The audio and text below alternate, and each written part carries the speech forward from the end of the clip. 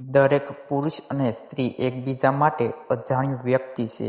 તેમની વચ્ચે એવું તે કયું પરિબળ છે કે પતિ પત્ની તરીકે આખું જીવન વિતાવી દેશે? ગઈકાલે એક અજબ પીના બની ગઈ.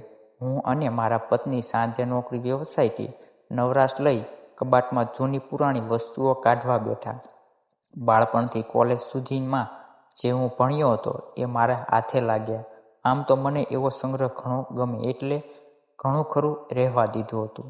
જિજ્ઞાસાવશ હું દરેક વિષયના પુસ્તકો ઉથલતો હતો. સૌ તો ખરો હું શું ભણ્યો, પણ એક સવાલ મારા મનમાં ઉદ્ભવ્યો અને રાત આખી જાગીને દરેક પુસ્તકો વાંચ્યા. મારા મનમાં સવાલ એ હતો કે દરેક પુરુષ અને સ્ત્રી એકબીજા માટે અજાણ્યું વ્યક્તિ છે. એની સાથે એવું તે કયું પરિબળ છે કે પતિ પત્ની તરીકે જીવન આખું વિતાવી દેશે?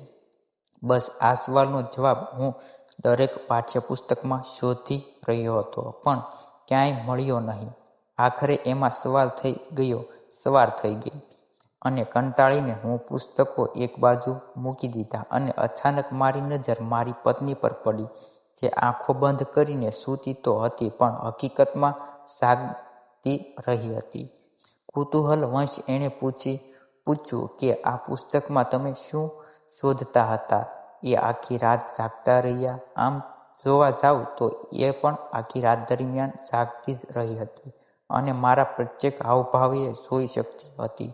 આખરે મેં મારા હૃદયનો ભાર હળવો કરવા માટે મનમાં ઉદ્ભવેલા પ્રશ્ન એની સમક્ષ રજૂ કર્યો અને એ જવાબ એ પુસ્તકમાં ન મળ્યો, પણ જવાબ મારી પત્નીએ સપટી વગાડતા જ આપી દીધો. મારી પત્નીએ મને જણાવ્યું કે પતિ પત્ની એક એવું પુરુષ છે જે કે એનાથી બિલકુલ અજાણ્યું છે અને દરેક પત્ની માટે પણ આમ જ હોય છે. છતાં પણ બે જણ વચ્ચેનો જે પ્રેમ સેતુ છે તે અજ્ઞાત મનમાં રહેલી એવી આંખો છે.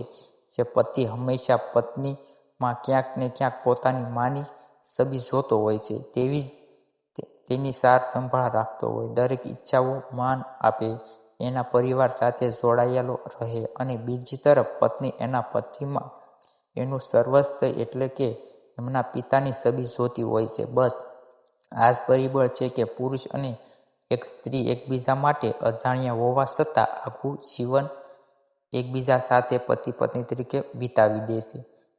એક રોજિંદા વાતનું ઉદાહરણ લઈએ તો ક્યારેક શાક, દાળ, પહેરવેશ આમાં આપણે જ કમેન્ટ કરીએ છીએ કે આજે ટેસ્ટ બિલકુલ મારા મમ્મીના હાથનું ખાતો એવું લાગે છે. સાડી તમે મમ્મી જેવી સૂટ કરે છે વગેરે. અને કેટલીક વાર પત્ની પણ કમેન્ટ કરે કે તમારી આ આદત બિલકુલ મારા પપ્પા જેવી છે. તમને આમ કર્યું હોત તો મારા પપ્પાને પણ આવું ગમે છે વગેરે. આ ખાસ એક નોંધપાત્ર બાબત છે કે પુરુષ અને સ્ત્રી બંને એકબીજામાં પરોક્ષ રીતે અજ્ઞાત વ્યવસ્થામાં પોતાના માતા પિતાને જુએ છે. પુરુષ હંમેશા તેમની માતાની નજીક રહેલો હોય છે અને સ્ત્રી હંમેશા તેના પિતાની. તો મનોવૈજ્ઞાનિક દ્રષ્ટિકોણ મુજબ આ હકીકત ઘણે બધે અંશે શક્ય માનવામાં આવે છે.